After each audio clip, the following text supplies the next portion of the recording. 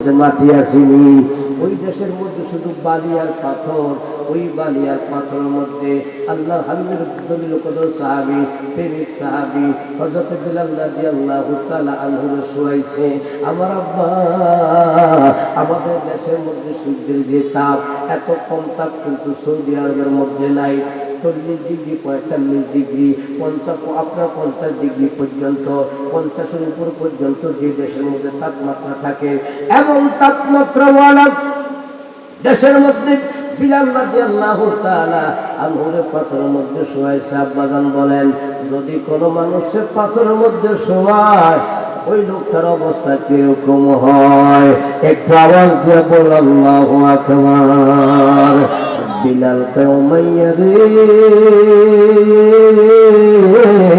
ও Umayya শোন, আমি বিলাল জীবন দিব, ঈমান দিব না। আল্লাহু আকবার। বিলাল বলে, উমাইয়া ক্ষমতা দেখা, আমার কোনো আপত্তি নাই, ক্ষমতা তুই দেখাইতে পারস, কোনো সমস্যা নাই, জেনে দিবি, সমস্যা নাই।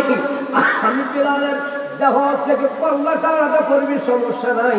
আমি বেলালের বড়ি থেকে হাতটা আলাদা করবি, সমস্যা নাই। আমি বেলালের বড়ি থেকে আমার দুইটা পাওকে পৃথক করবি, সমস্যা নাই। আমি বেলালের বুকটা সেরিয়া ঠিক কলিজা বাইর করবি, তাও কোনো সমস্যা নাই।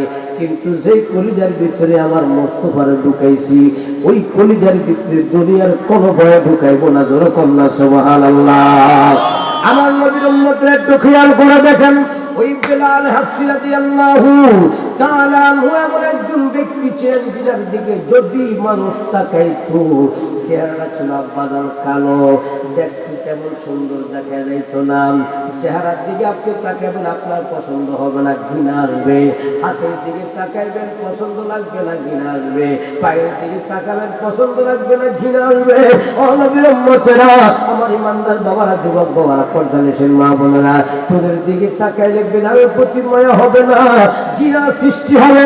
ওই বেলাল রাদিয়াল্লাহু তাআলা আনহু আমার নবীর সামনে, রাহমাতুল লিল আলামিনের সামনে, হাবিবে কিবরিয়ার সামনে, খানায়ে কাবা, ওই বাইতুল্লাহ শরীফ, ওই খানায়ে কাবার মুয়াজ্জিন আমার মাওলায় তারে বানাইছে।